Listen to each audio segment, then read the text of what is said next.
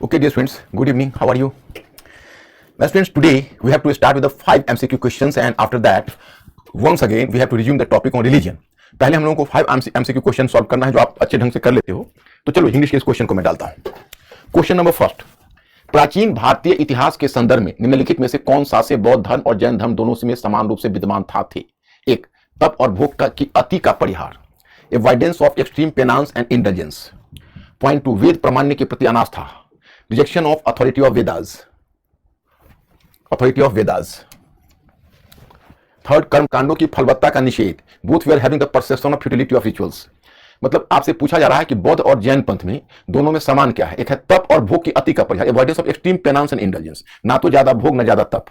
और दूसरा, वेद प्रमाण के प्रति अनास्था. Rejection of Veda authority of Veda, मतलब वेद को अस्वीकार करना. और थर्ड, कर्मकांडों की फलवत्ता का निषेध. मतलब दोनों ने मतलब कि फ्यूटिलिटी ऑफ रिचुअल्स. तो अब ये 3 फैक्टर्स है और आपको पता करना है कि इनमें से कौन करेक्ट है जो दोनों पर लागू होता हो. ध्यान रखना question. What is the answer? Choice B. Yes, correct. My students, we have just selected a very right choice, very appropriate choice, you know. Question number 2. Ashok के धम्म के विषय में निम्नलिखित में कौन सा कथन सत्य है? Which of the following statements are correct regarding the Dhamma of Ashoka? एक, अशोक का धम्म एक राजधर्म था. Point 1, Ashoka Dhamma was a state religion. 2, अधिकारियों तथा लोगों के लिए विशेष निर्देश था.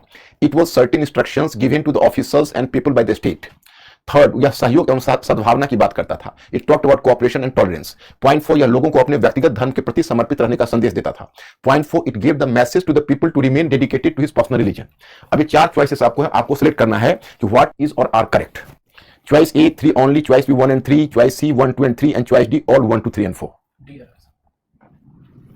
My students, in this question you have to be a bit careful. D is not the correct answer. Correct answer is C. Why? This 4. Go through it again. यह लोगों को अपने व्यक्तिगत धर्म के प्रति समर्पित रहने का संदेश देता था. My students, if you are going to dedicate over your personal religion, then you are not following the policy. अपने व्यक्तिगत धर्म के प्रति समर्पित हो तो फिर धर्म नीति का पालन आप नहीं कर रहे हो. धर्म नीति में तो आपके पर्सनल को डिस्कार्ड करना है, कलेक्टिव से जुड़ना है. You have to stick to collective values. अगर आप अपने पर्सनल रिलीजन से चिपक जाओगे तो फिर तो डिफरेंसेस होगा. और अशोका का अर्थ क्या है? Dhamma policy, a code of conduct pertaining to every religion. You are just going to dedicate to your own personal religion. So then you will follow a divisive policy. तो आप एक अलगाववाद को प्रोत्साहन दे रहे हो. इसलिए जो ये 4 है ये नहीं होगा, ये गलत हो जाएगा और इसके गलत होने से आंसर सी हो जाएगा. Anybody have selected choice number C? Question number 3. Buddha काल की धार्मिक अवधारणा की विशेषताओं के संदर्भ में निम्नलिखित में से कौन सा से कथन सही है? With reference to the characteristics of the religious perception of Buddha age, which of the following statements is are correct? Point 1, कर्म एवं पुनर्जन्म की अवधारणा. Concept of karma and reincarnation यानी रिबर्थ और रिबर्थ. 2, संन्यास जीवन को महत्व, importance to aesthetic life.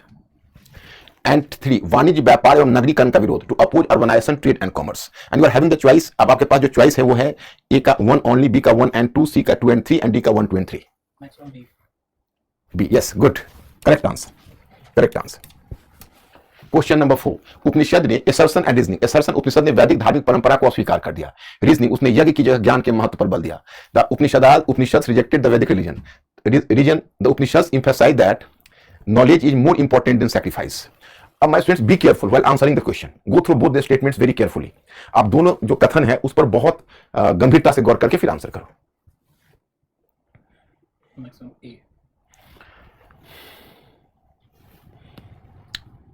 A is the answer. Yes. Website. वहाँ A और B है, but maximum वहाँ भी A है. My students, in this question you have been caught up. In the net you have fallen down. ये जो प्रश्न है इस प्रश्न में आपसे आप मिस कर गए. देखो, उपनिषद ने वैदिक धार्मिक परंपरा को अस्वीकार कर दिया. ये गलत हो जाएगा. मैं आपको बताता हूं कि एक है उपनिषद, एक है बौद्ध, एक है जैन. तो बौद्ध, जैन या अन्य पंथ है, उन्होंने वैदिक परंपरा को अस्वीकार कर दिया. लेकिन जो उपनिषद है उसने वैदिक परंपरा को अस्वीकार नहीं किया.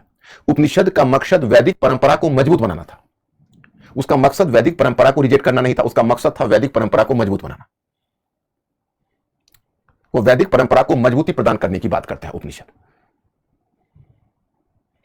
तो उपनिषद का जो चिंतन है वो बिल्कुल अलग है. It has to strengthen the Vedic tradition.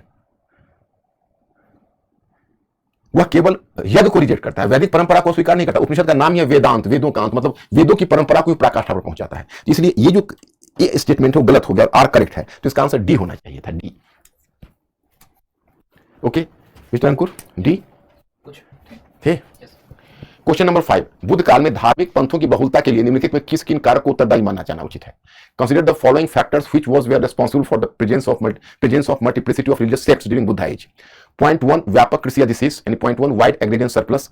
Point 2, आर्थिक सामाजिक विभाजन। 2, सोशियो इकोनॉमिक इनइक्वालिटी। पॉइंट 3, वैचारिक मतभेद। 3, आइडियोलॉजिकल डिफरेंसेस। अब आपको आंसर का चॉइस बनाना है। चॉइस ए है केवल एक, चॉइस बी है एक केवल 3, चॉइस सी है 1 और 2 और चॉइस डी है सभी 1, 2 एंड 3।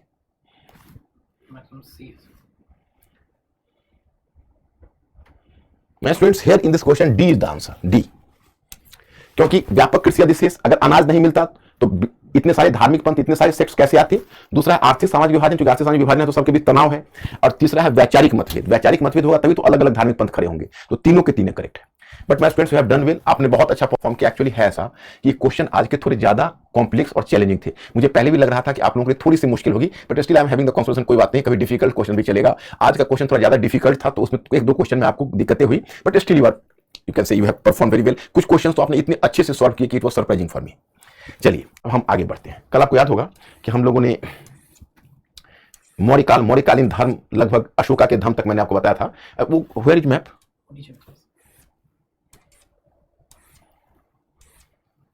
अब मैंने कल आपको एक प्रॉमिस किया था कि मैं अशोक का जो,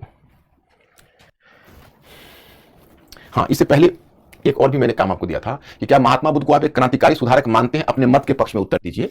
do you take saint Buddha as a radical reformist? Give argument in favour of your view. तो my students, have you tried this question? आपने इस क्वेश्चन को ट्राई किया था, हाँ या ना? जल्दी बोलिए।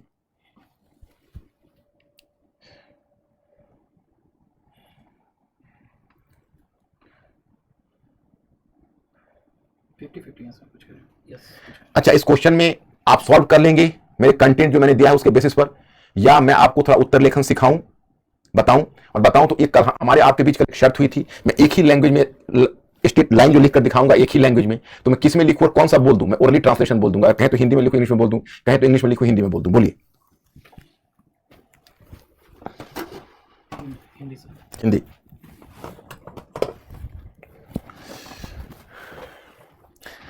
देखिए, क्या महात्मा बुद्ध को आप एक क्रांतिकारी सुधारक मानते हैं? अपने मत के पक्ष में उत्तर दीजिए। अब देखो क्वेश्चन 2 तरह का होगा। If you are doing the question, I think keep your mind, the question is normally of 2 type. 2 तरह के क्वेश्चन होते हैं, वेबसाइट पर देखो उनको। Question normally, mister Anand, even you have to be careful, go through it. What is the instruction mister Anand? Okay, so my question is कि question 2 तरह के होते हैं। एक हाइपोथेटिकल में एक स्टेटमेंट होता है और दूसरा होता है आर्गुमेंटेटिव। तो जो स्टेटमेंट होता है वो स्टेटमेंट आपको प्रूव करना पड़ता है हाइपोथेटिकल में, और जो आर्गुमेंटेटिव है, आर्गुमेंटेटिव में पहले आपको स्टैंड लेना पड़ता है कि हाँ या ना, और तब फिर आपको प्रूव करना पड़ता है। तो जो आर्गुमेंटेटिव क्वेश्चन होता है, argumentative question was going to be a bit more challenging. थोड़ा टेम्परेचर एक ज्यादा कर दो। Argumentative question was going to be a bit more challenging. Argumentative question थोड़ा सा चैलेंजिंग होता है, ये आर्गुमेंटेटिव है। अगर यही हाइपोथेटिकल कैसे होता, क्या होता? तो कि महात्मा, एक क्रांतिकारी सुधारक के रूप में महात्मा बुद्ध, या एक सुधारक के रूप में महात्मा बुद्ध पर प्रकाश डालिए, महात्मा बुद्ध की भूमिका पर प्रकाश डालिए। Throw light on the role of saint Buddha as a reformist. तो ये होता हाइपोथेटिकल, मतलब उसमें आपको कुछ करना नहीं, आपको करना यह है कि महात्मा बुद्ध कैसे सुधारक थे और कैसे आप सुधारक मानते उसको आपको प्रूफ करना था। इसमें आपको आर्गुमेंटेटिव पूछा कि आप महात्मा बुद्ध को एक क्रांतिकारी सुधारक मानते हैं, तो आप इसको ऐसे शुरू कर सकते हो कि महात्मा बुद्ध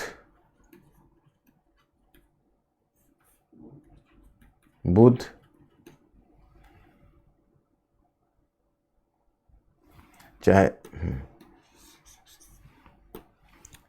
5वीं सदी ईसा पूर्व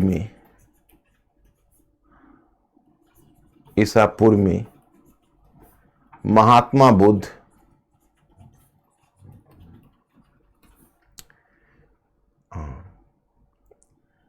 बुद्ध ने अपने आप को धर्म सुधारक के साथ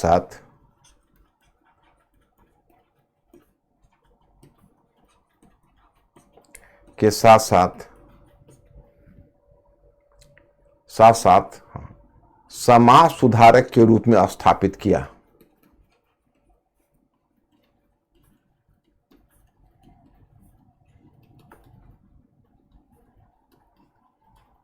स्थापित किया। In 5th century BC, Saint Buddha established himself not simply a religious reformer but also a social reformer। इस सेंटेंस इंग्लिश में यही होगा।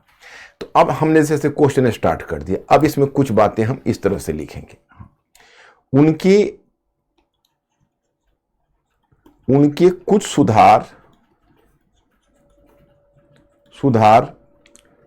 सुधार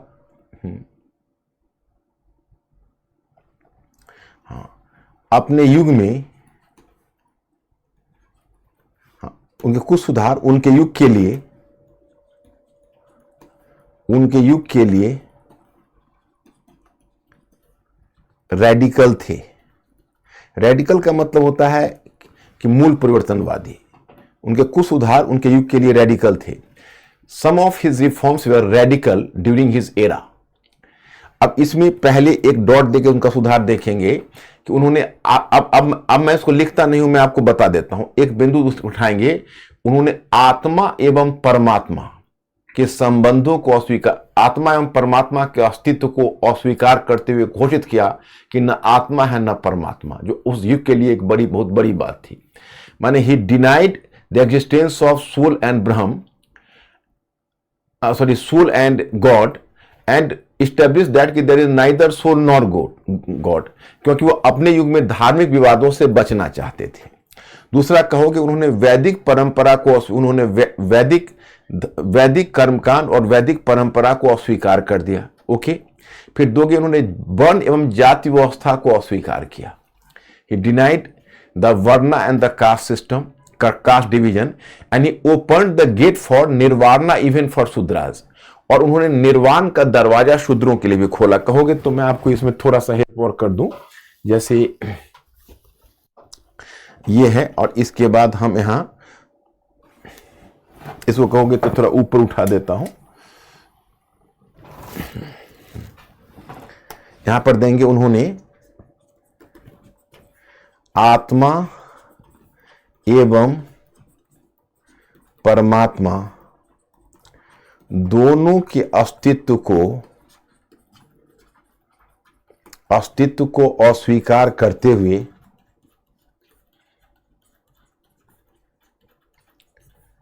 अपने युग से संबंधित विवाद से बचना चाहा। He tried to disengage himself from religious controversy through denying the existence of soul and Brahm। English में यही होगा, बचना चाहा। फिर दूसरा आप यहीं पर कहेंगे कि सामाजिक क्षेत्र में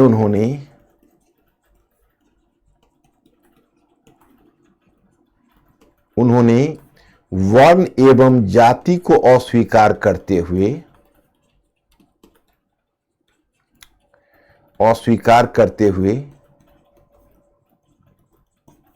निम्न वर्ग के लिए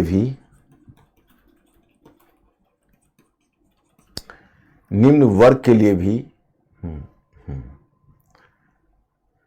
निर्वाण का दरवाजा खोल दिया। आप कहोगे क्या निम्न वर्ग को निर्वाण का दरवाजा नहीं था? यस, ब्राह्मण्स जो होते थे वो मोक्ष का अधिकारी निम्न वर्ग को नहीं मानते थे। इन्होंने निम्न वर्ग के लिए निर्वाण का दरवाजा खोल दिया। इंग्लिश में लिखोगे कि in social field while denying the caste and denying the varna and caste division, he opened the gate of nirvana even for the lower caste people। उसके बाद दोगे कि भाई उन्होंने संघ जीवन के रूप में महिलाओं के लिए भी एक विकल्प खोला। He opened an alternative gate for women in the form of monastic life। संघ जीवन के रूप में महिलाओं के लिए एक विकल्प खोला और इस तरह उन्होंने ब्राह्मणवादी पितृसत्तावाद को चुनौती देने की कोशिश की। He tried to give a challenge to Brahmanic patriarchy। उन्होंने ब्राह्मणवादी पितृसत्तावाद को चुनौती देने की कोशिश की। तो यहां पर तो आप लिख दोगे।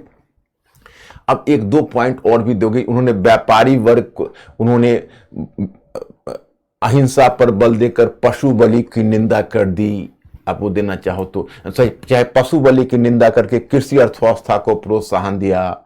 उन्होंने मतलब through criticizing the violence he supported agrarian economy. एक दो पॉइंट और देके उन्होंने महाजनी और मुनाफाखोरी को उचित करार देकर व्यापार को प्रोत्साहन दिया। जो भी एक दो पॉइंट आपको मिलता है आप डाल दीजिए, लेकिन आप कहां तक मानते हैं ये शब्द है।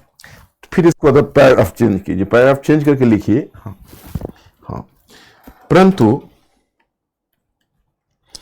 उनकी अपनी सीमाएं भी, हाँ, परंतु हाँ, सॉरी, हाँ, हाँ, परंतु एक सुधारक के रूप में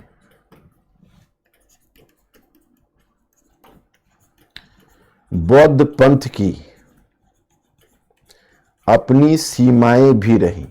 जैसे देखो, क्वेश्चन राइटिंग का नियम यह होता है कि क्वेश्चन राइटिंग में पहले एक या अधिक से अधिक दो पंक्ति, नहीं तो एक पंक्ति इंट्रोडक्शन में दो, एक थेसिस दो कि आपको इसमें क्या स्टैंड लेना है।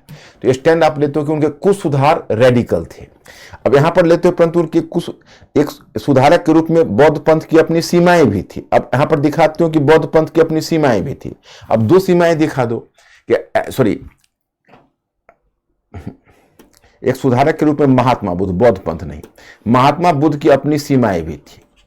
मतलब as a reformer saint Buddha was having his limitations as well. अब दो पॉइंट दिखा दो। एक कि उन्होंने वर्ण व्यवस्था को अस्वीकार करते हुए अस्वीकार नहीं किया, क्योंकि बौद्ध संघ में उच्च जातियों की संख्या या उच्च वर्ण के लोगों की संख्या बनी रही। तो एक तरह से उन्होंने वर्ण व्यवस्था के साथ कॉम्प्रोमाइज किया। और दूसरा बिंदु दोगे कि उन्होंने महिलाओं के साथ समान व्यवहार बौद्ध पंथ नहीं कर सका, क्योंकि भिक्षुनियों को भिक्षुओं के निरीक्षण में रख दिया गया। Buddhism could not make equality between male and female because female monks were placed under the control of male monks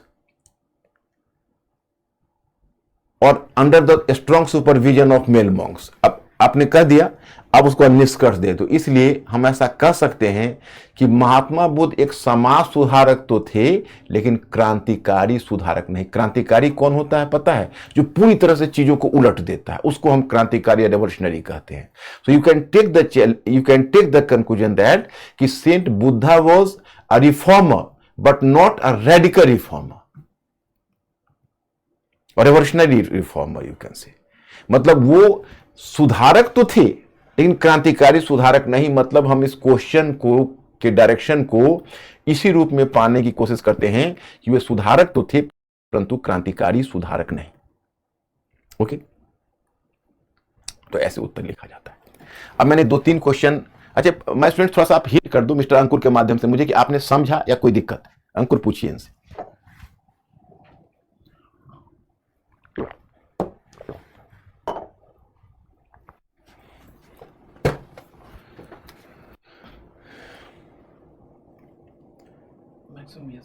okay तो अब ये है। अब मैंने दो तीन क्वेश्चन आपको दिया था, याद होगा।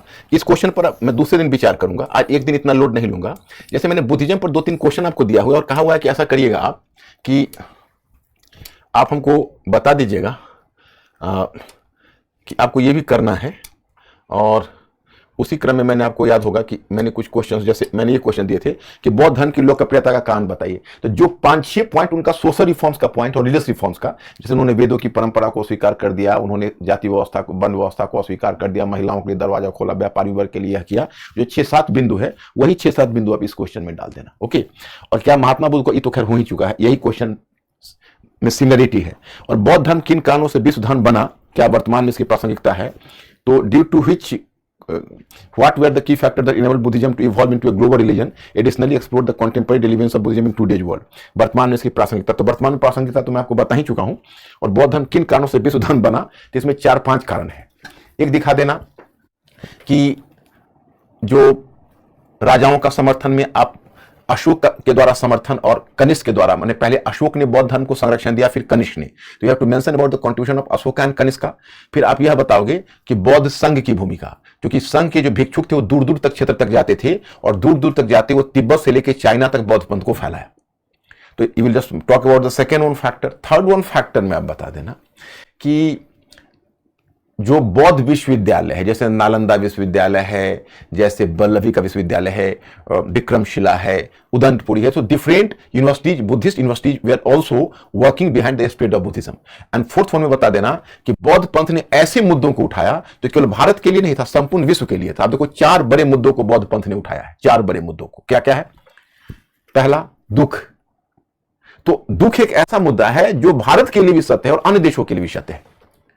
Buddhism raised 4 important issues which were applicable to all the ages and all the people। जैसे आप दुख, बुढ़ापा, बीमारी और मृत्यु, 4 क्वेश्चन को उठाया बुद्धिज्म।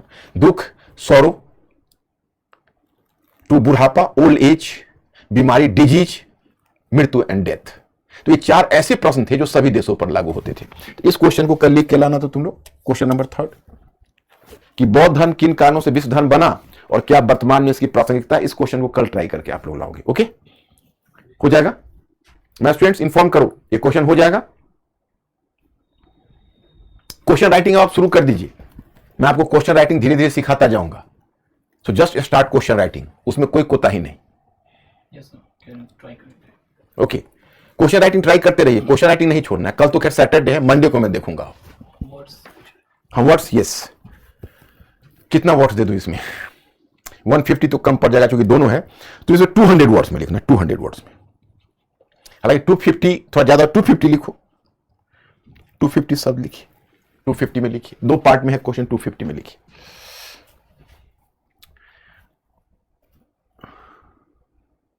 अब देखिए, मैंने कल आपको अशोक के अभिलेख के बारे में बताया था कि हम आपको बताएंगे मैप। ये मैप भेज देना स्टूडेंट्स लोगों को, मिस्टर अंकुर। देखिए, आप इसको ऐसे समझिए कि अशोक के इंस्क्रिप्शंस, अभिलेख। ओके, तो इंस्क्रिप्शंस क्या है? इंस्क्रिप्शंस को हिंदी में अभिलेख बोलते हैं। कोई पूछे भाई अभिलेख क्या है, तो अभिलेख नॉर्मली पत्थर और तांबे पर खोदे जाते थे। जो अशोक के अभिलेख है वो पत्थर पर खुदे मिले हैं।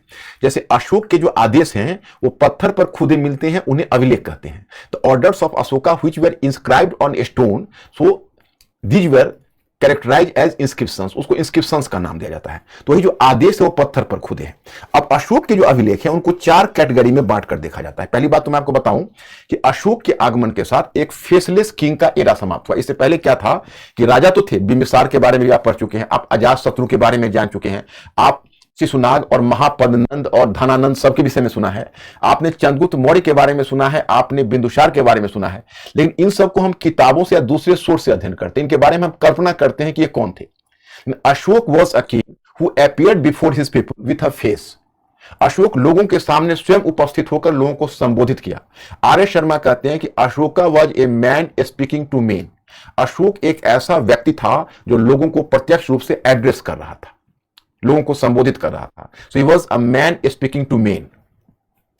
उस समय जब आज की तरह ना तो प्रिंट मीडिया थी ना इलेक्ट्रॉनिक्स मीडिया थी, उस समय अशोक ने अपने अभिलेखों के माध्यम से लोगों के सामने उसी तरह मन की बात करने की कोशिश की जैसे आज मोदी जी बोलते हैं। यह अपने आप में बहुत बड़ी बात है। तो अशोक के जो अभिलेख हैं उसको आप कैटेगोराइज कितने पार्ट में करोगे? तो पहला कहते हैं 14 बृहद शिलालेख,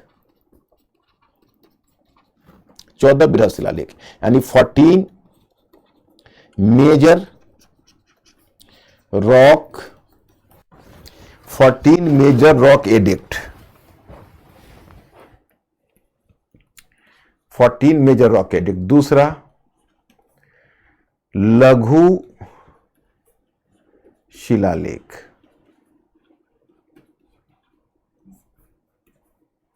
माइनर रॉक एडिक्ट। तीसरा है 7 स्तंभ अभिलेख,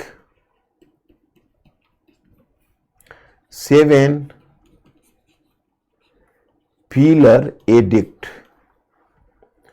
चौथा है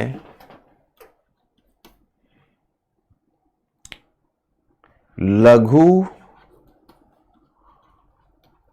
स्तंभ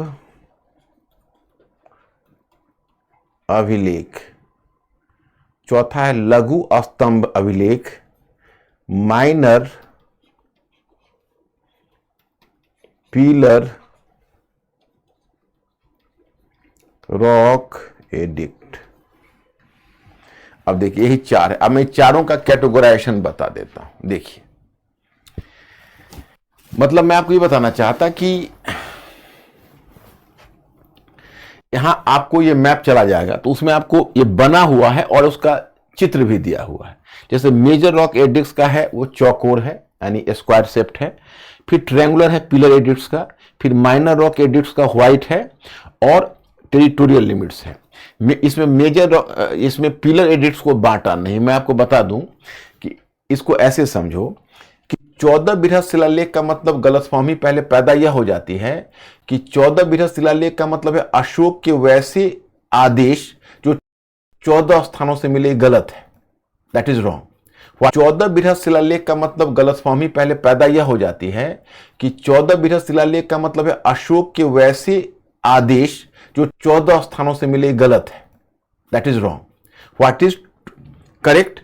तो अशोक के 14 आदेश जो पहले 9 स्थानों से मिलते थे अब 10 स्थानों से मिल रहे हैं। मैंने 14 orders of Ashoka which have been unearthed from earlier 9 places and now 10 places।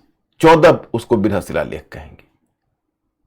वो इसलिए है कि शिलालेख इसलिए कहते हैं वो पत्थर पर खुदा हुआ है। हो सकता है एक भी पत्थर हो या एक से अधिक पत्थर हो, वो पत्थर पर खुदा हुआ है। मतलब मेजर रॉक एडिक्ट का मतलब ये नहीं कि वो बड़ा पत्थर पर खुदा हुआ है, ऐसी बात नहीं है। उसको मेजर रॉक एडिक्ट कहते हैं कि आदेश का नंबर बहुत ज्यादा है, 14 है। और ये कहां कहां से मिला है तो देखिए, ये आपको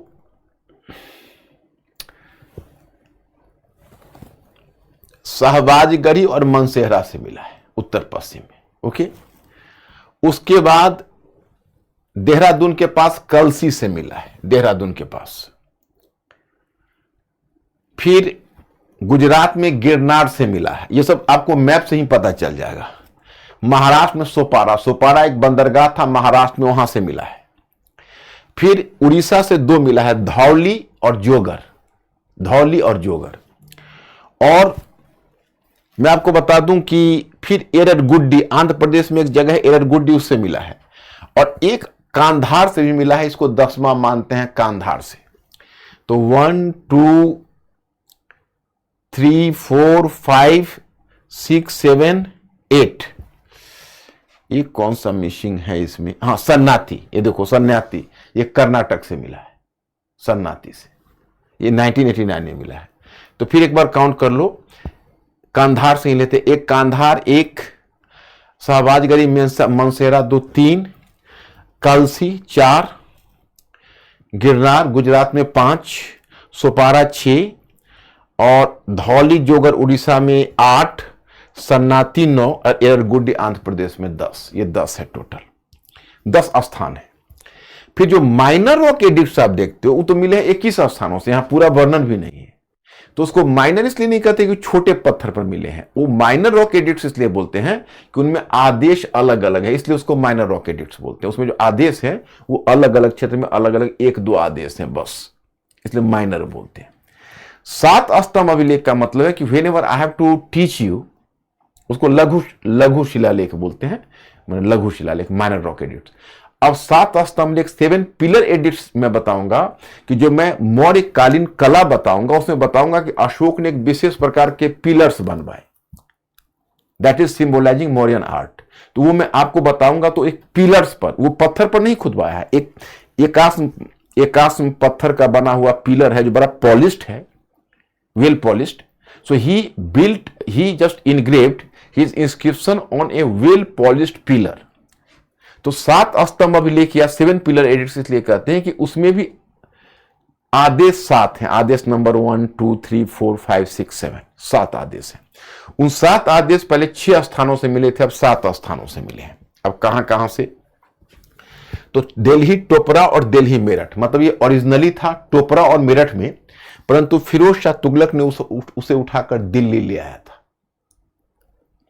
तो इसलिए उसको कहते हैं दिल्ली टोपरा और दिल्ली मेरठ। फिर आपका ये हुआ दोनों, एक है लौरिया अरेराज, जो लौरिया अरेराज बिहार में है चंपारण में, और लौरिया नंदनगढ़ नेपाल में है, दोनों आसपास ही। तो लौरिया अरेराज और लौरिया नंदनगढ़ है, और एक रामपुरवा है, रामपुरवा है। तो लौरिया अरेराज, लौरिया नंदनगढ़ है, रामपुरवा है, और उसके बाद एक अमरावती से खंडित अंश में मिला है। तो ये टोटल है 7, तो टोटल 7 है। और इसके अलावा कहते हैं लघु स्तंभ अभिलेख। लघु स्तंभ अभिलेख का मतलब है कि इस लघु स्तंभ अभिलेख पर आदेश 1 2 3 4 6 7 नहीं खुदवाया गया है, बल्कि लघु स्तंभ अभिलेख पर अलग अलग आदेश है, इसलिए उसको हम कहते हैं माइनर पिलर एडिक्ट। तो 4 कैटेगरी में हुआ, याद कर लीजिए। इसके अलावा अशोक का अभिलेख एक बराबर की पहाड़ी में मिलेगा, बराबर गया में पहाड़ी है, जिसमें वो आजीविकों को जो अनुदान देगा गुफा बनवाकर, वहां से उसका इंस्क्रिप्शन मिला है। तो मैं स्टूडेंट्स, मैं यहां से ये भेज देता हूं, आप लोग इसको देखकर पोजीशन समझ लेना कि minor rock edict, major rock edict, 7 pillar edicts ये क्या है। तो आप लोग समझ गए। थोड़ा सा मिस्टर अंकुर जरा पूछो मेरे स्टूडेंट से।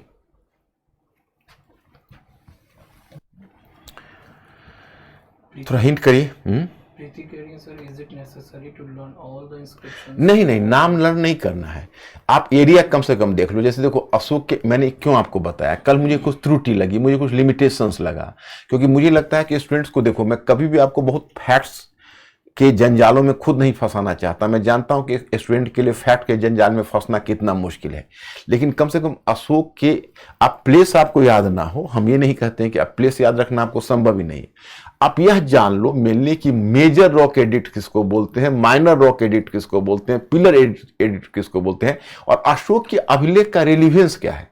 वो अपने अधिकारियों को आदेश जारी करता है, लोगों को आदेश जारी करता है। जरा क्यूरियोसिटी के साथ देखो कि एंशिएंट टाइम में ऐसा कोई किंग हो सकता है जो ऐसा सोचा होगा, अपने युग से कितना आगे सोच रहा है। सो यू पीपल हैव, मैं आपको क्या कहता हूं कि आपको थिंकिंग क्रिएचर बनाना है। You have to be thinking creature. तब बनोगे कि सिर्फ आप तथ्य के रूप में पढ़ाई मत करो, you have to participate in learning and try to learn कि कैसे उस समय का शासक सोच रहा है, कैसे वो उस समय प्रिंट मीडिया नहीं है, रेडियो नहीं है, आज तो मोदी जी मन की बात लोगों तक पहुंचा देते हैं, तब वो कैसे इंस्क्रिप्शन के माध्यम से मन की बात पहुंचाना चाहे, कौन कौन इंस्क्रिप्शन है। तो ये आपके मन में एक कॉमन क्यूरियोसिटी आनी चाहिए। तो मैं उस क्यूरियोसिटी के कंटेक्स्ट में कह रहा हूं आपको। एक दो बच्चे पूछ रहे हैं सर, शिलालेख और अभिलेख क्या है? जो पत्थर पर, देखो अभिलेख, मैं स्टूडेंट्स, अभिलेख जो है इंस्क्रिप्शन, वो कोई भी कहीं भी लिखा हो उसको अभिलेख बोलते हैं। और शिला का मतलब पत्थर, जो पत्थर पर लिखा हो उसको शिलालेख बोलते हैं। हो सकता है वो तांबे पर भी लिखा हो, जैसे ताम्रपत्र, आप देखा सातवाहन शासकों ने ताम्रपत्र देना शुरू किया, तो वहां पर जो तुम ताम्रपत्र शब्द देखोगे तो वो कॉपर प्लेट्स, तो तांबे पर खुदा हुआ है, लेकिन जो शिला पर खुदा हुआ, जो पत्थर पर खुदा हुआ, उसको शिलालेख बोलते हैं। ओके।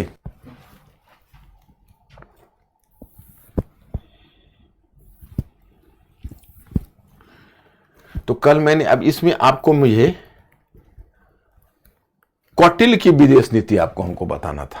देखिए कौटिल्य है वो अशोका का एंटीथेसिस है, और अशोक की विदेश नीति और कौटिल्य की विदेश नीति दोनों जानना आपके लिए इसलिए आवश्यक है क्योंकि अशोक और कौटिल्य दोनों एक मॉडल है इंडिया के फॉरेन पॉलिसी के लिए। एंड यू कैन से कि Ashoka has followed the Buddhist line in foreign policy. Ashok ने फॉरेन पॉलिसी में बौद्ध दृष्टिकोण को अपनाया और कौटिल्य ने अवसरवादी दृष्टिकोण को अपनाया। So even today you can find 2 different versions of foreign policy.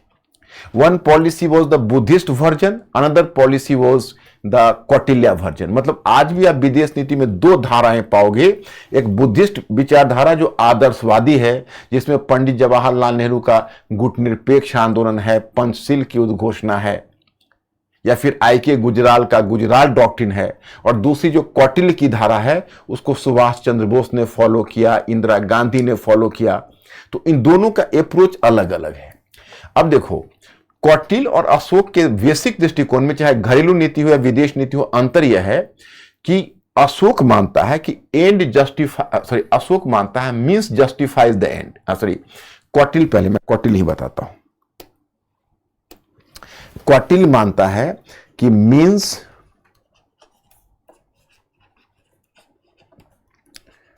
Justifies the end, justifies the end. और वहीं अशोक कहता है, जो अशोक क्या बोलता है उसको देखिए। अशोक जैसे कौटिल्य करता है मीन्स जस्टिफाइज द एंड, और ये अशोक कहता है, और कौटिल्य कहता है एंड जस्टिफाइज द मीन्स।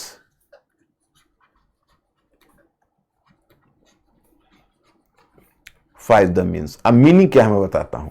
जैसे अशोक कहता है, अशोक कि पवित्र साधन, क्या ऐसे, साधन की पवित्रता, साधन की पवित्रता साध्य की पवित्रता को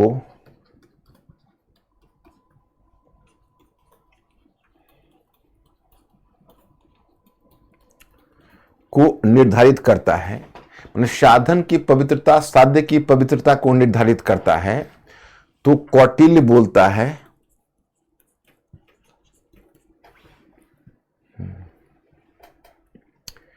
कि साध्य की पवित्रता, साध्य की पवित्रता साधन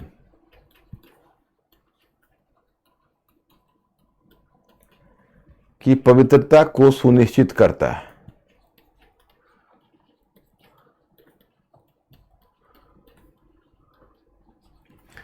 साध्य की पवित्रता साधन की पवित्रता को सुनिश्चित करता है। मतलब देखिए, जैसे अशोक कहता है कि मीन्स जस्टिफाई द एंड, जो पवित्र साधन है वो पवित्र शादी की ओर जाता है। वो क्यों ऐसा बोलता है मैं आपको बताऊं। वो बोलता है कि जैसे अगर आपका साधन पवित्र होगा, साधन पवित्र होगा से क्या मतलब है कि अगर आप अच्छे साधन का उपयोग करेंगे तब आपका साध्य उचित है। अगर साधन गलत होगा तो आपका साध्य भी गलत हो जाएगा। जैसे अब ये कहो कि भाई कोई कहे कि मुझे आईएएस क्वालिफाई करना है, तो चाहे उसके लिए मैं कितना भी अनफेयर मीन्स अपना लूं, तो इसलिए वो उचित है क्योंकि हमारा साध्य पवित्र है, हमारा साध्य अच्छा है।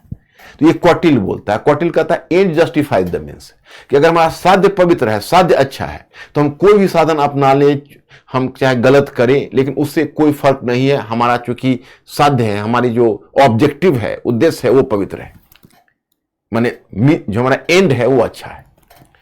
जो अशोक है वो कहता है नहीं, अगर हम गलत साधन का इस्तेमाल करके साध्य को पाने की कोशिश करेंगे, अगर हमारा साधन ही गलत होगा तो हमारा साध्य तो गलत हो ही जाएगा। If our means is going to be wrong, then our end is going to be polluted. That is the view of Ashoka. तो दोनों के बेसिक अप्रोच में अंतर है। इसलिए तुम देखते हो कि जैसे कौटिल्य है, तो कौटिल्य की विदेश नीति है, उसमें क्या है मैं आपको बताता हूं। उसकी जो विदेश नीति है वह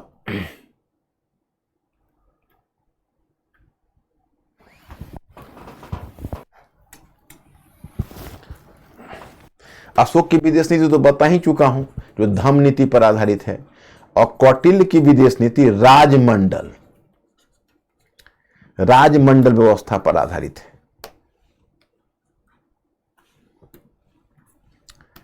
यह राजमंडल व्यवस्था पर आधारित है।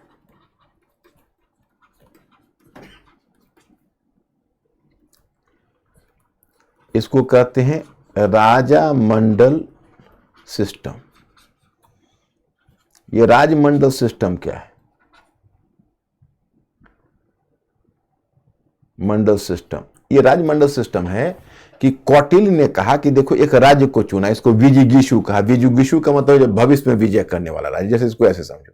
इसने एक राज्य को ऐसे चुना, कहा कि ये हमारा राज्य है जो केंद्र में, इसके इर्द गिर्द और राज्य है, और राज्य,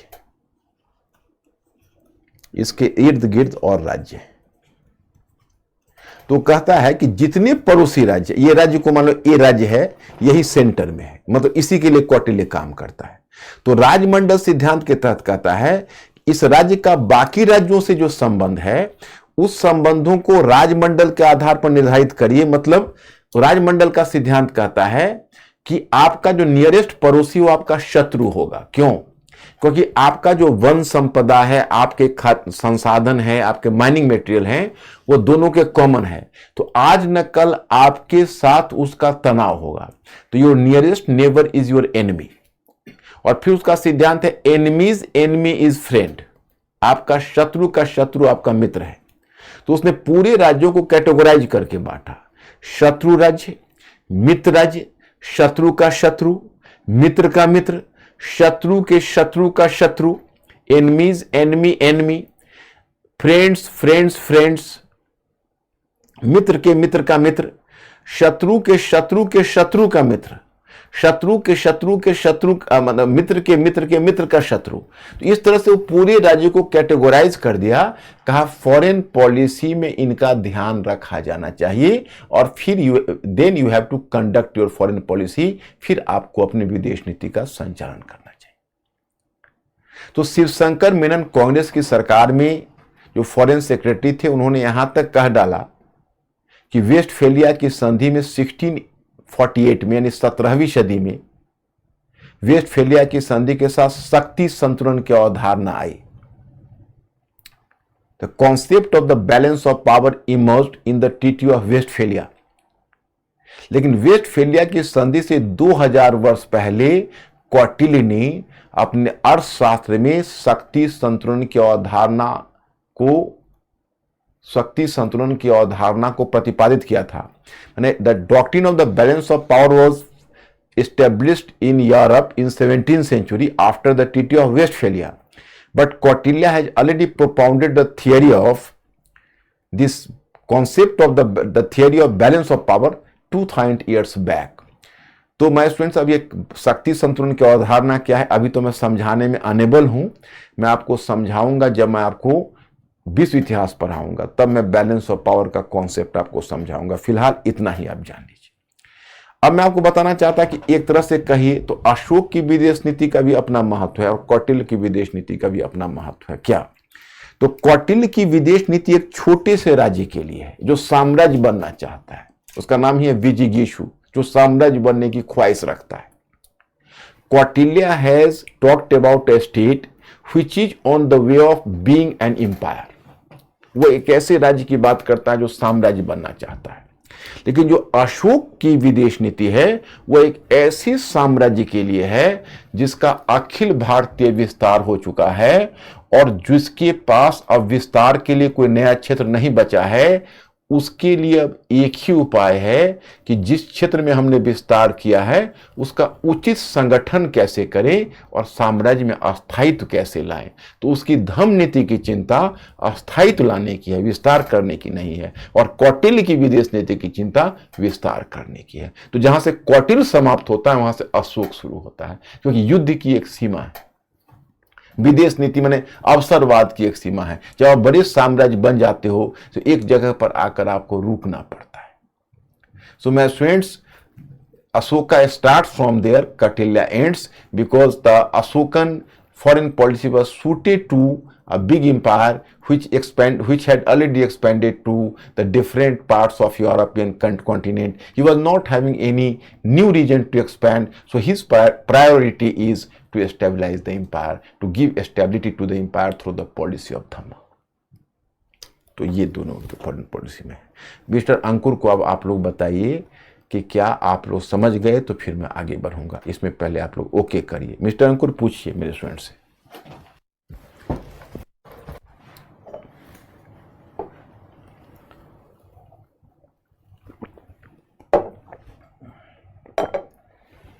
ओके ओके है? अब मैं आपको पोस्ट मौर्य पीरियड पढ़ाता हूं।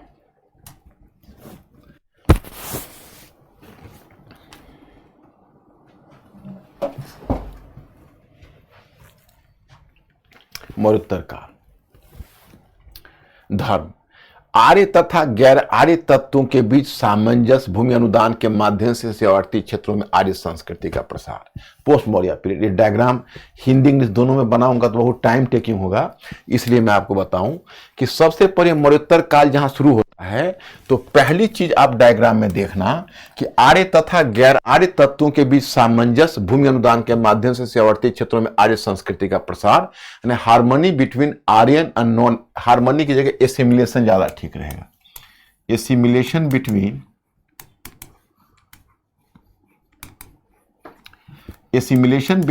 Aryan and non-Aryan elements, expansion of Aryan culture in frontier regions with the help of land grants।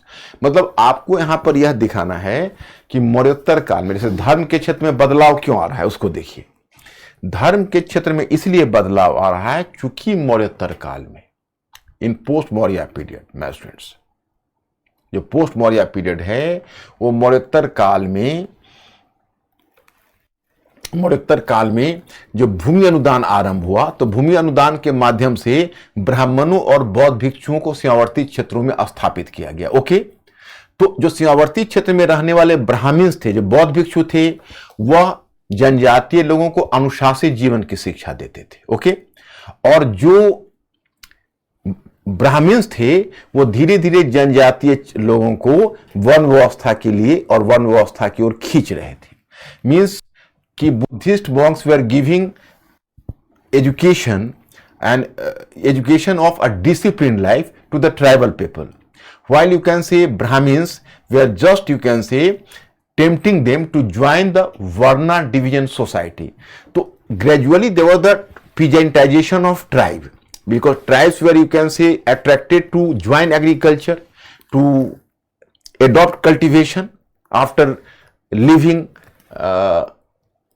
leaving or discarding hunting and food gathering to adopt education, adopt agriculture, and then they were tempted to, Brahmins tempted to join the Varna division society, to Varna system, you know. So they just were tempted to join the Varna system. So gradually they were assimilated within this Aryan society. So there was assimilation between Aryan and non-Aryan society. So अब they brought their own gods, own religious perception. So non-Aryan religious perception started to percolate to the Aryan religion, you know. So there was assimilation between the two religions, Aryan and non-Aryan. मतलब मैंने आपको बताया कि पहले हुआ ऐसा कि उनको ललचाया कि आप खेती सीखो। खेती जब सीख गए तो उनको वन व्यवस्था में ब्राह्मणों ने खींचा। तो जब उन्होंने, जैसे जनजातीय मुखिया था, मैंने आपको बताया, जनजातीय मुखिया को वह ले आए क्षत्रिय का दर्जा देकर, और बाकी जनजातियों को वो शूद्र का दर्जा देकर ले आए। तो वो जो अब जनजाति लोग आ रहे हैं तो अपने साथ अपने धार्मिक विश्वास ला रहे हैं, अपने साथ देवताओं को ला रहे हैं।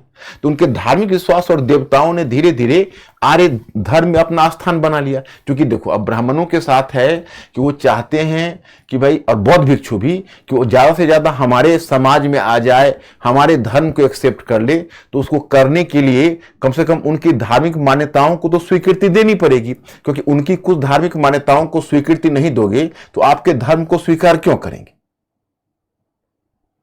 तो आपको उनकी धार्मिक मान्यताओं को स्वीकृति देनी होगी, और जब उनकी धार्मिक मान्यताओं को स्वीकृति दोगे तो आर्य और गैर आर्य तत्वों के बीच सामंजस्य होगा।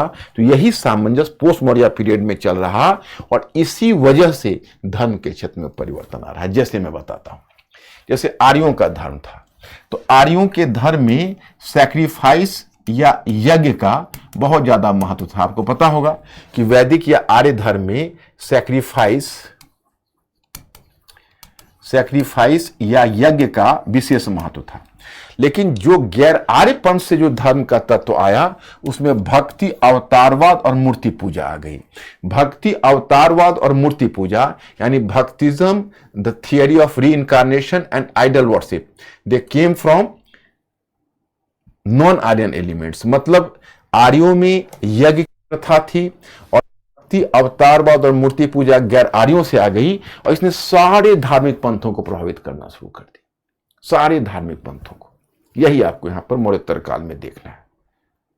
जैसे इसने ब्राह्मण पंथ पर क्या प्रभाव छोड़ा, तो ब्राह्मण पंथ में दो शाखाएं विकसित हुई, वैष्णव पंथ और शैव पंथ। ओके, तो वैष्णव पंथ और शैव पंथ में मैं आपको बताना चाहूंगा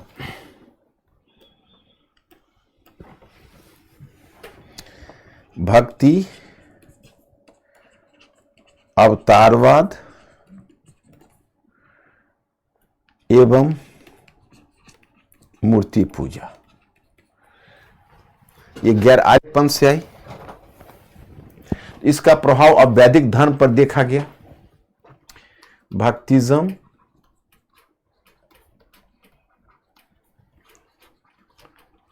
थियरी ऑफ री इनकारनेशन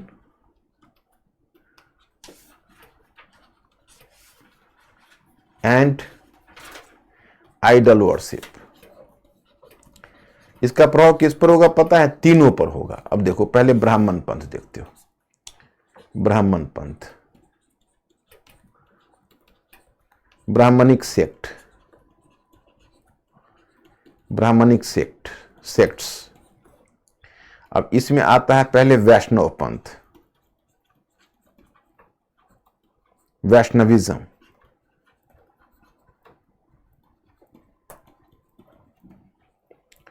दूसरा आता है शैव पंथ,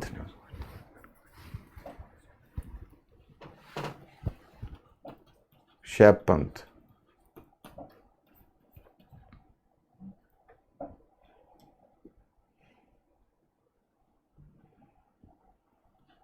शैविज्म यानी वैष्णविज्म एंड शैविज्म।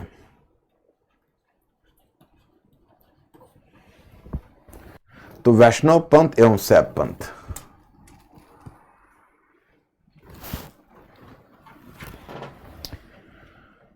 तो मैं यहां पर आपको यह बताना चाहता कि जैसे अब आप लेते हैं वैष्णव पंथ, यहां है शैव पंथ। तो वैष्णव पंथ में पहले गैर आर्य देवता एक थे, गैर आर्य देवता, नॉन आर्यन गॉड। इनका नाम था वासुदेव कृष्ण। वासुदेव कृष्णा। जैसे मैं आपको बताना चाहता कि इस काल में मुख्य रूप से आपको देखो बेसिक कॉन्सेप्ट समझो, मेरा डायग्राम भी बताया, मैंने कंटेंट भी दिया हुआ है, आपको समझने में दिक्कत नहीं होनी चाहिए। समझने में दिक्कत हो तो पूछ लेना, इसको मैं समझा देता हूं। देखिए, मुख्य यहां पर चुनौती यह है कि धीरे धीरे गैर आर्य धर्म का प्रभाव वैदिक धर्म पर पड़ रहा। तो एक देवता थे वासुदेव कृष्ण, उनकी पूजा मथुरा में होती थी।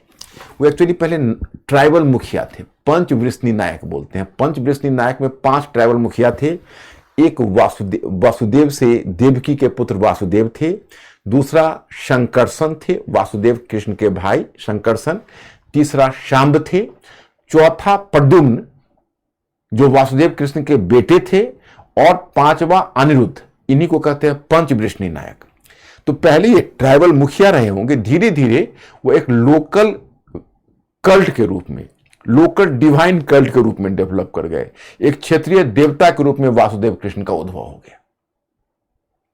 जैसे आप देखोगे, मथुरा में पहले नाग कल्ट था, नाग की पूजा होती थी, फिर वासुदेव कृष्ण की पूजा प्रचलित हो गई। जैसे आपने अगर कृष्ण कथा में सुना होगा कि आपने अगर कृष्ण कथा कभी सुनी होगी तो आपने कालियादह नाग को नाथने की घटना तो सुनी होगी। कालियादह नाग, जो कृष्ण ने कैसे गेंद खेलते हुए गए और कालियादह नाग को नाथा था। तो इसका प्रतीकात्मक अर्थ है कि जब वासुदेव कृष्ण के कल्ट का विकास हुआ तो धीरे धीरे नाग पूजा दब गई, और नाग पूजा दब गई और वासुदेव कृष्ण का जो कल्ट है वो कल्ट बढ़ता चला गया। तो एक तो वासुदेव कृष्ण थे जो गैर आर्य देवता थे। अब आगे चलकर Vasudev Krishna, in fact Vasudev Krishna was a non-Aryan god and there was his cult was prevailing in Mathura and he represented the 5 tribal chiefs. They were known as Vrishni Nayaka. अब उनका एसिमिलेशन हो गया, उनका सम्मिश्रण हो गया एक दूसरे आर्य देवता जिनका नाम था नारायण। नारायण नामक आर्य देवता से उनका एसिमिलेशन हो गया, नारायण से। तो नारायण से उनका एसिमिलेशन हुआ और नारायण की पूजा होती थी हिमालय में। हिमालय में यू कैन से कि हिमालय की तलहटी में, उसी क्षेत्र में, हिमालय की तलहटी में, और उसके जो उनके पूजक होते थे वो चरवाहा होते थे। They were the you can say cattle breeders who were the followers of Narayan cult. तो क्या हुआ कि नारायण और वासुदेव कृष्ण मिले, तो जितना भी देखते हो कि दूध, मक्खन, रासलीला, गौचारण, ये सब नारायण कल्ट से वासुदेव कृष्ण के कल्ट में आ गया। और जब ये दोनों हो रहे थे तो जब आप याद करिए, पहली बार आपने विष्णु, वैदिक देवता के रूप में विष्णु के नाम की चर्चा पहली बार कब सुना था? अपनी मेमोरी पर बल दीजिए और जल्दी टाइप करिए। आपने आर्य या वैदिक देवता के रूप में विष्णु का नाम पहली बार कब सुना था? जल्दी टाइप करिए।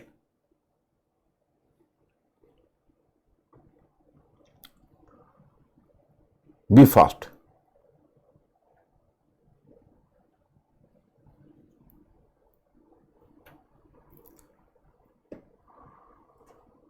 कब सुन रहे हैं मिस्टर अंकुर? विष्णु का नाम कब सुना था आर्य देवता के रूप में? लेटर वैदिक। नहीं, आपने ऋग्वैदिक में ही सुना था। 3 कदम वाले देवता के रूप में विष्णु की चर्चा, ध्यान रखना, पहली बार ऋग्वैदिक में हुई है। लेटर वैदिक पीरियड में विष्णु सबसे प्रमुख देवता हो गए, ध्यान रखना। ड्यूरिंग लेटर वैदिक period Vishnu became the very important god, Prajapati, Vishnu and Rudra, the 3 important gods. But you will, for the first time you have heard about Vishnu as the god of 3 strides, 3 कदम के देवता के रूप में ऋग्वैदिक काल में। तो मैं आपको बता रहा हूं कि अब ब्राह्मणों ने क्या किया कि वासुदेव और नारायण पर से विष्णु को स्थापित कर दिया। तो अब फॉर्मूला समझिए, Vasudev Krishna plus Narayan plus Vishnu is equal to Vaishnav पंथ। दोनों के सिमुलेशन से वैष्णव पंथ का विकास हो गया।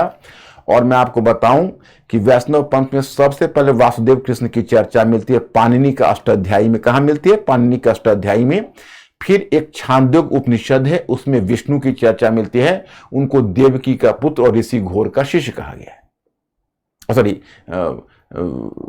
मतलब वो छांदोग्य उपनिषद में पहली बार वासुदेव कृष्ण की चर्चा मिलती है, और पहली बार पाणिनि का अष्टाध्यायी में मिलती है, और फिर छांदोग्य उपनिषद में मिलती है।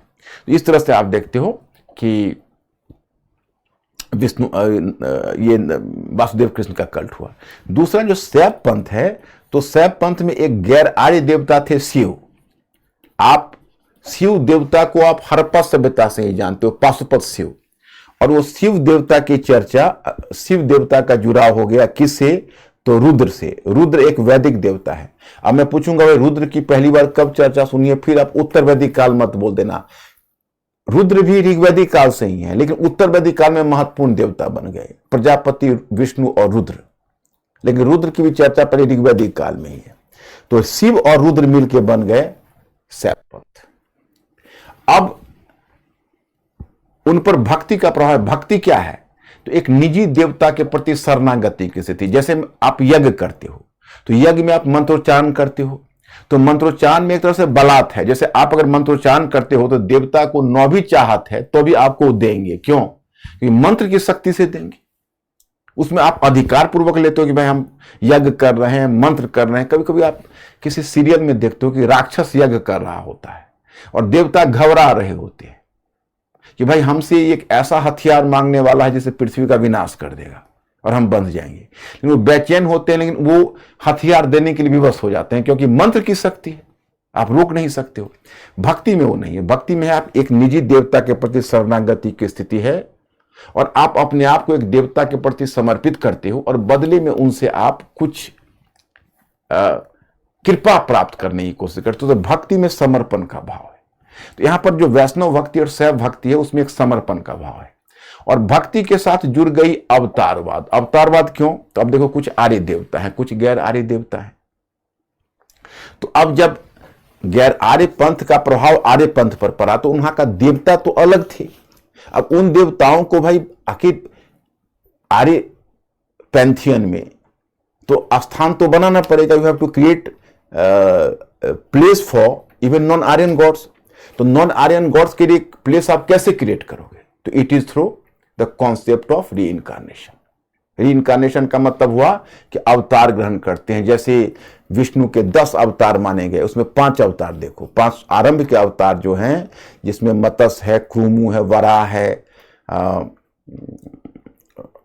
मत्स्य, क्रूमु, वराह, नरसी, वमन, नरसी। तो ये जो 5 जो शुरू के हैं वो 5 गैर आर्य देवता है, नॉन आर्यन गॉड्स, और 5 जो बाद के वो आर्य देवता। उसी तरह शिव के 28 अवतारों की परिकल्पना की गई। अब देवताओं की मूर्तियां भी बनने लगी। तो मैं एक बात बताऊं कि मौर्योत्तर काल में धर्म का आर्य और गैर आर्य पंथों के और आर्य और गैर आर्य तत्वों के संयोग से धर्म का वह स्वरूप निखरा जो आगे चलकर जिसको आप हिंदू धर्म के रूप में जानते हो, उसका आधार वहीं तैयार हुआ। It was during post-Maurya period, as the assimilation of Aryan and non-Aryan elements, there was the rise of the basis of religion, which prepared the basis of future Hinduism. जो बाद में जो हिंदू धर्म बना उसका आधार यहीं तैयार हुआ। अब देखो इसका प्रभाव बौद्ध पंथ पर भी पड़ा। तो बौद्ध पंथ में, बुद्धिज्म, यहां पर क्या है पता है? महायान शाखा का विकास हुआ। महायान शाखा का विकास हुआ। That is called the great vehicle. Mahayana शाखा, ग्रेट व्हीकल। अब ये कैसे हुआ? तो पहले जो हीनयान शाखा थी उसमें बुद्ध एक शिक्षक या उपदेशक थे। बुद्ध के बारे में कहते हैं कि हीनयान शाखा में बुद्ध को एक शिक्षक,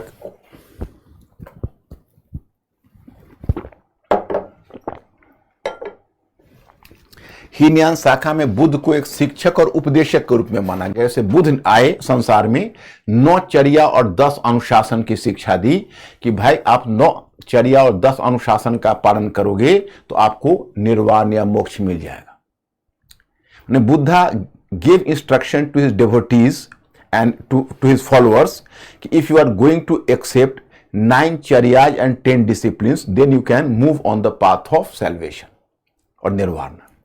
तो आप निर्वाण प्राप्त कर लोगे। ये कह के वो टाटा बाय बाय कह के खुद तो चले गए निर्वाण में। तो बाद में जो विदेशी तत्व आए, ए.एल. बैशम, जो अद्भुत भारत के लेखक है, the wonder that was India, culture पर बहुत ही क्लासिकल टेक्स्ट माना जाता है ए.एल. बैशम का, the wonder that was India. English में ओरिजिनल तो इंग्लिश में ही है, उसका हिंदी में अनुवाद मिलता है अद्भुत भारत। तो उसमें ए.एल. बैशम कहते हैं कि आगे जब विदेशी लोग आए तो उनको महात्मा बुद्ध थोड़ा स्वार्थी लगे कि भाई खुद तो निर्वाण के रास्ते पर चले गए और हम लोगों को 84 लाख योनियों में भटकने के लिए छोड़ दिया। तो मैं स्टूडेंट्स, एक्चुअली जो भक्तिज्म है वो बड़ी अजीब चीज है। जैसे इससे पहले तो कर्मकांड था या कुछ रीति, जैसे अब ब्राह्मण पंथ में कर्मकांड है कि अगर आप चाहते हो चाहे अपना लक्ष्य पाना तो कर्मकांड करो। बुद्धिज्म जैनिज्म में नहीं है। सैल्वेशन के बारे में है कि आपको कुछ अनुशासन का पालन करना होगा, कुछ कठोरता बरतनी पड़ेगी। एक ने कहा अष्टांगिक मार्ग का पालन करना होगा, दूसरे ने कहा काया क्लेश करना पड़ेगा, तब आप निर्वाण के रास्ते पर जा पाओ। लेकिन भक्ति कहता है कि आप अपने आप को समर्पित कर दो, एक उद्धारक आएगा, एक सेवियर आएगा, एक मुक्तिदाता आएगा और आपको सीधे मोक्ष की तरफ ले जाएगा, या आप जो चाहोगे उसकी तरफ ले जाएगा। तो एक क्या होता है, भक्तिज्म एक मुक्तिदाता का कॉन्सेप्ट है। उसमें खुद करने की कोई ज्यादा जरूरत नहीं है। अगर आप खुद कर सकते हो तो केवल उनके प्रति श्रद्धा रखो, भक्ति रखो और अपने आप को उनके प्रति समर्पित कर दो, शेष वो खुद देख लेंगे। तो ये अवधारणा ब्राह्मण पंथ में वैष्णव पंथ के रूप में आई, शैव पंथ के रूप में आई, और यही अवधारणा बौद्ध पंथ में महायान बौद्ध पंथ के रूप में आई। कैसे? तो महात्मा बुद्ध की जगह अब एक नई एंटिटी पर बल दिया जाने लगा और वो नई एंटिटी थी बोधिसत्व।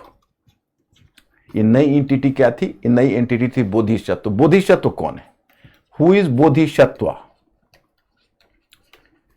बोधिसत्व के बारे में कहा गया कि बोधिसत्व वह है जो निर्वाण प्राप्त करने की योग्यता तो रखता है लेकिन उसने निर्वाण प्राप्त नहीं किया है, क्योंकि उसका कहना है कि जब तक इस संसार में सभी प्राणियों को निर्वाण नहीं मिल जाता, हम स्वयं निर्वाण के रास्ते पर नहीं जा सकते। Bodhisattva was an entity. He was having the capability to manifest nirvana, but he didn't because he was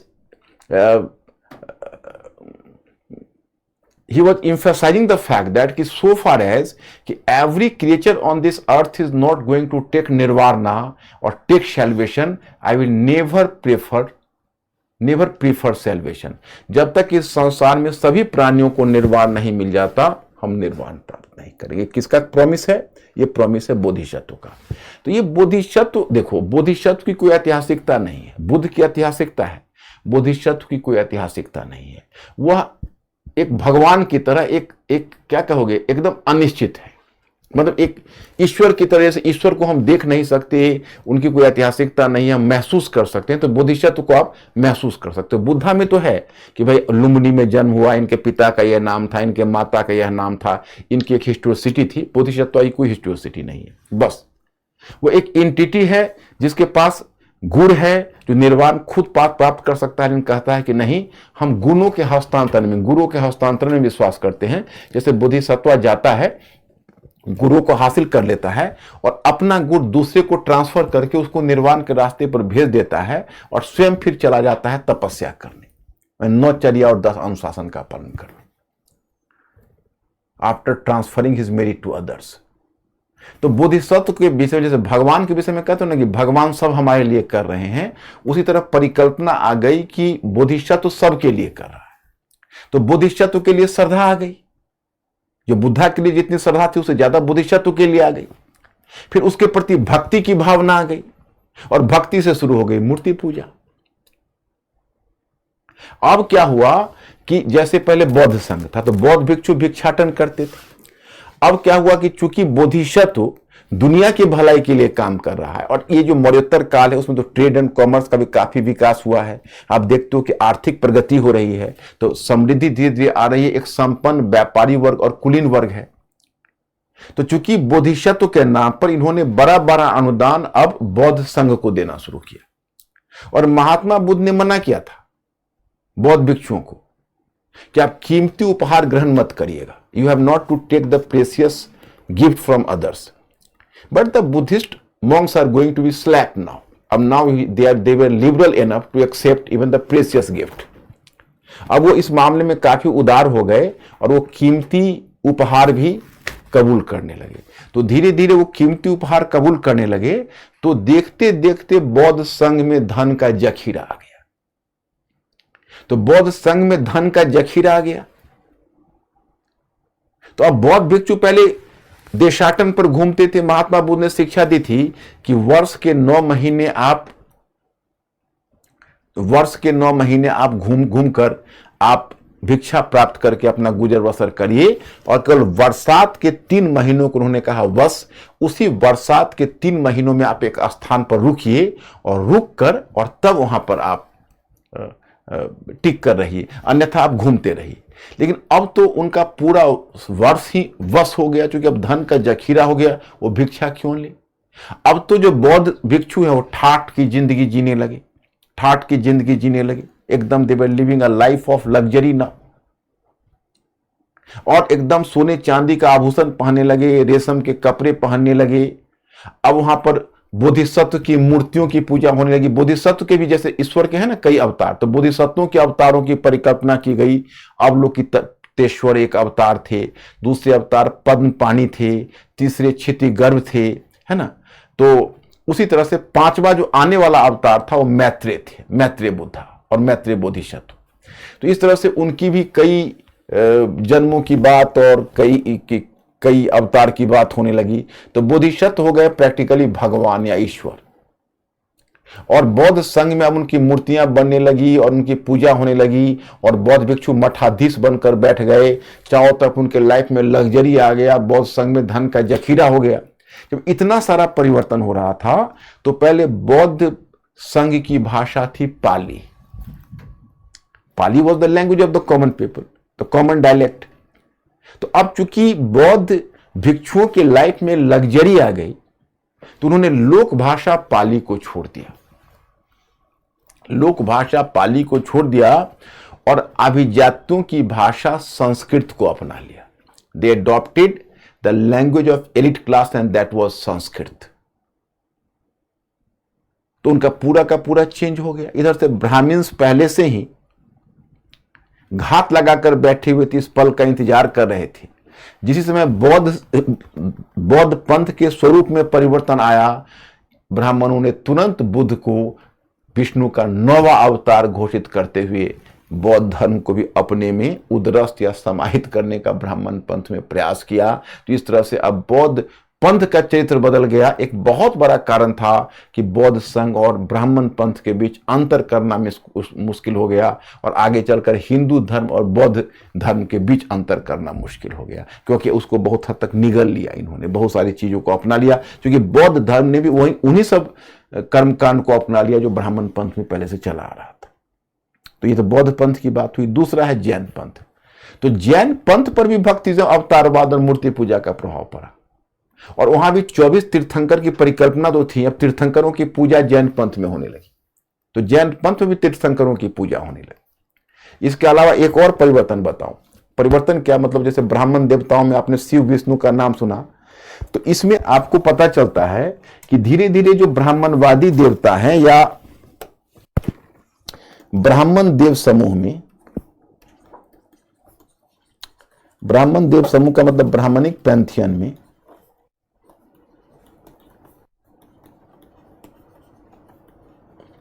और कुछ नए नए देवता जुड़ गए, नॉन आर्यंस देवता उसमें आ गए। कौन कौन? तो आपको मैटर में मिलेगा गणेश,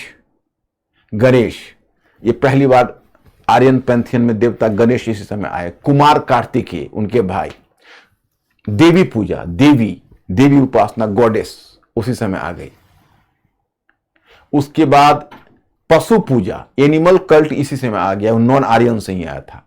नाग कल्ट, नाग की पूजा इसी समय शुरू हो गई, द नागा कल्ट। और उसके बाद यक्ष यक्षिणी की पूजा। यक्ष यक्षिणी अर्ध देवता थे, वो देवताओं के सेवक थे या देवताओं के क्या कहोगे अटेंडेंट थे, तो यक्ष यक्षिणी की ही पूजा होने लगी। तो ये सब नए नए देवता गैर आर्य देवता थे, वो ब्राह्मणवादी पैंथियन में शामिल हो गए।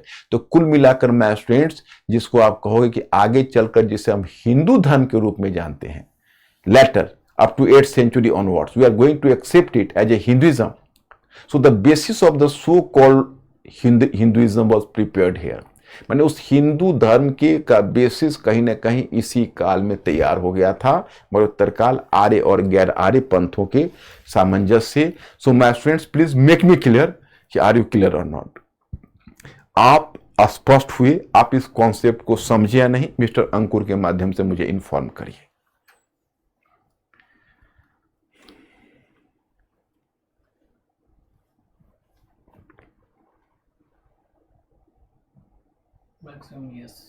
ओके, तो इस तरह से परिवर्तन हो रहा है। आप देखो मैटर तो मैंने हिंदी इंग्लिश दोनों में दे दिया है, तो आप लोग उसको एडॉप्ट कर सकते हो। सब पंथ का विकास, बुद्धिज्म, जैनिज्म। ईसा की आरंभिक शताब्दियों में धर्म के क्षेत्र में होने वाले परिवर्तन भारतीय इतिहास में महत्वपूर्ण भूचिन्ह बन गए थे। इसको पढ़ लेना आप लोग कि भूचिन्ह से क्या मतलब है, इसको पढ़ लेना, और मैं आपसे पूछ लूंगा दूसरे दिन। उसके बाद अब गुप्तकालीन धर्म की तरफ, गुप्त, गुप्तोत्तर, पोस्ट गुप्ता, अर्ली मिडिएवल, 3 बच गया है हम लोग का। सो माय स्टूडेंट्स, अब today is Friday, so I will see you on Monday now. तो आप लोग इसको पढ़ के रखिएगा, और एक क्वेश्चन मैंने जो असाइनमेंट एक क्वेश्चन दिया है उसको आप लोग करके रखिएगा। Okay, so I am stopping here my students. Okay, good night, thank you very much.